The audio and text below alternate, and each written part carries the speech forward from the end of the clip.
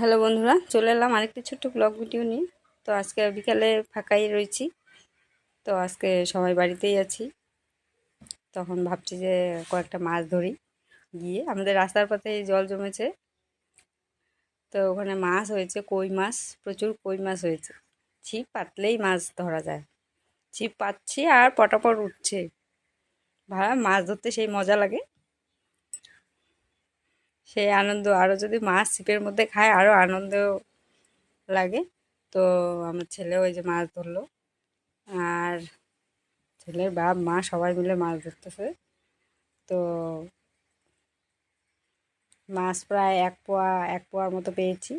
তা আজকে মাছ, বাচ্চাগুলো ছোট, তো ওগুলো আমাদের পুকুর আছে, ওখানে ছেড়ে দেবো মাছগুলো ধরে। মাছগুলো এখনও খাওয়া যাবে না, ছোটই আছে। আস্তে আস্তে যখন বড় হবে তখন খাওয়া যাবে।